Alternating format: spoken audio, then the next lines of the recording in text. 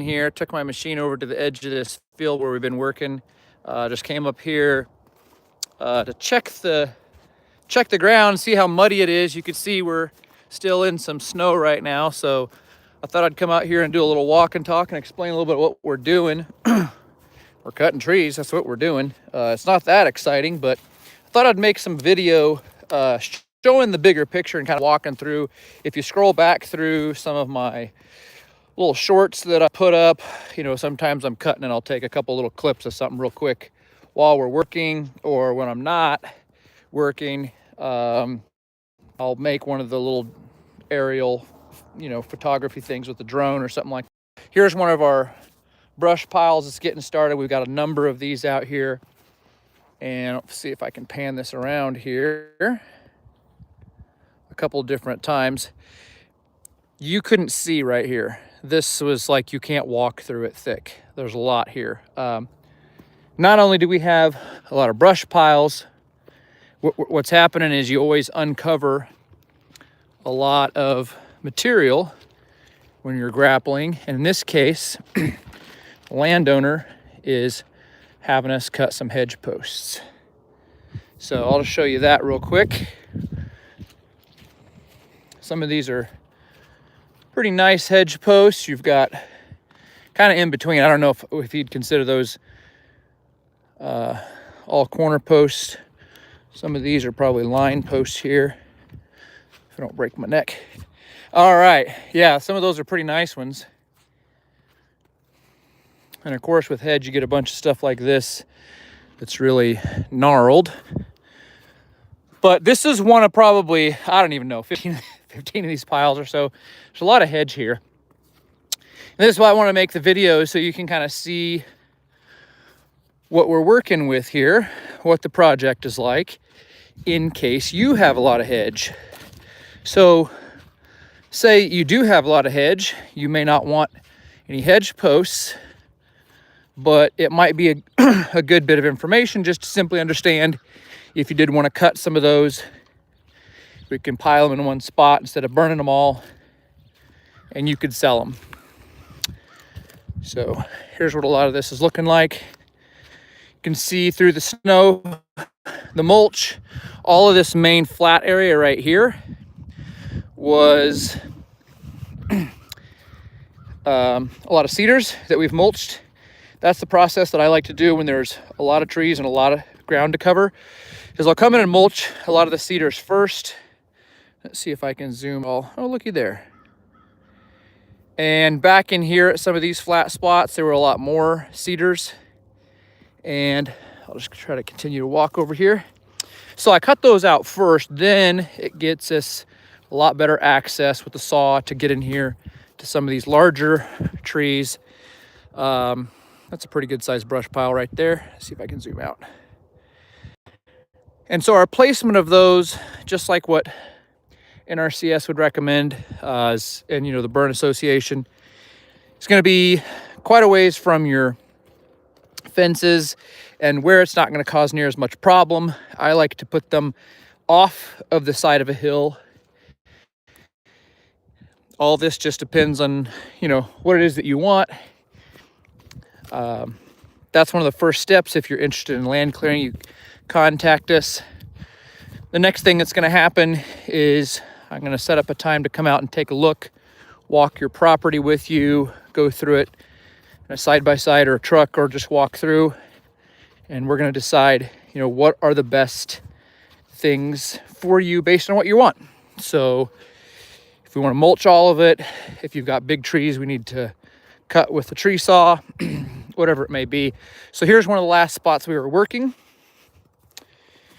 And again, all this was pretty thick.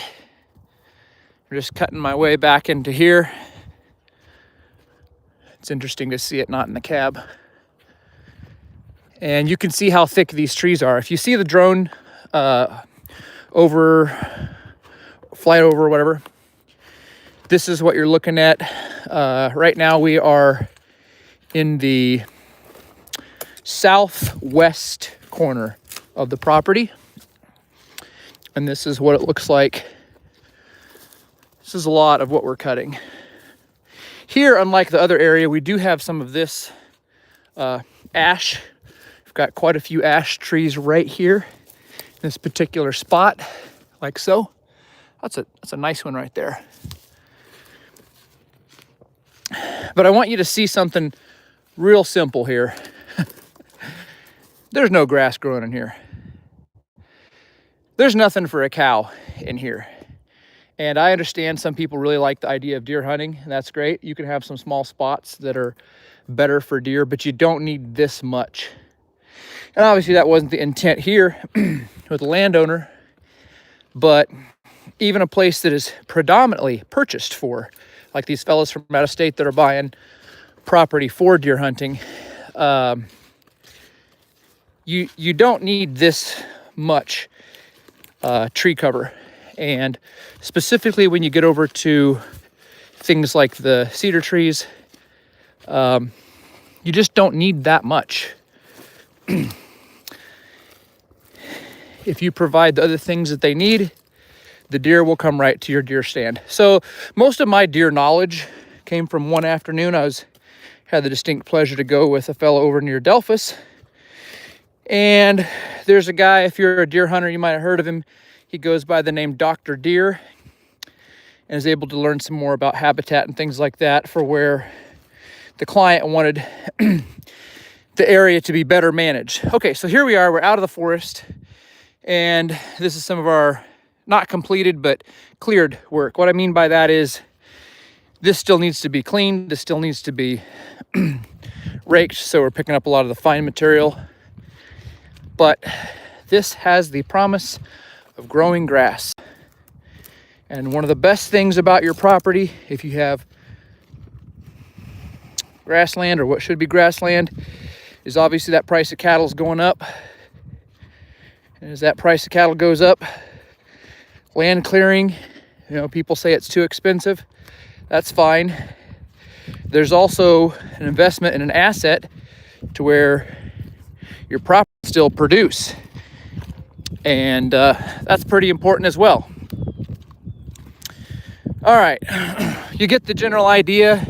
Again, in the drone flyover, I'm walking almost straight east at this point. In fact, you can see a little tower over there that's in one of my beginning shots for the Palmer project, I think is what it's called. And in that little video, there's a spot where the drone flies in this same direction right here. But you can see this is all tree debris everywhere. And so this is all going to have sunlight hit it. And there's spots over here on the ground. I was amazed. It's covered in moss. Right in the middle of what would be in the middle of your pasture. It's just moss because it's so dark up underneath these trees. So let's see here. Yeah.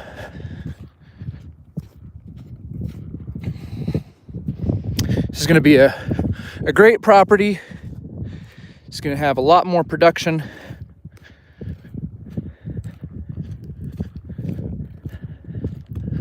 Seems like we've been cutting here a long time.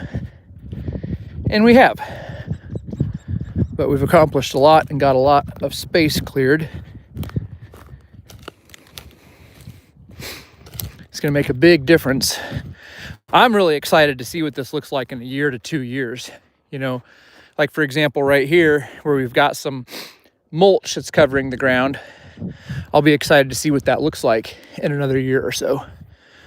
Okay, one more quick thing here. I'll show you kind of where the creek is, because that's obviously visible in that drone flyover.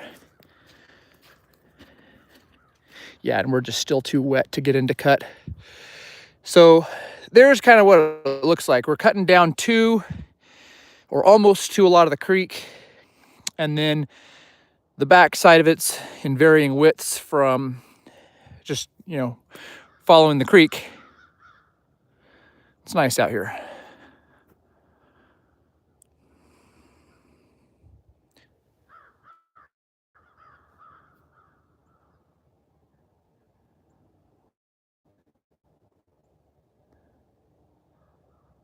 Thanks for watching. I appreciate your viewership. It's amazed me that I'm out here talking about cutting trees and somebody's interested to watch. So I thought I'd do a live and just show you a few more things. Hope this gives some guys some inspiration to cut some of their properties, get some more grass going, and let me know if you need some help.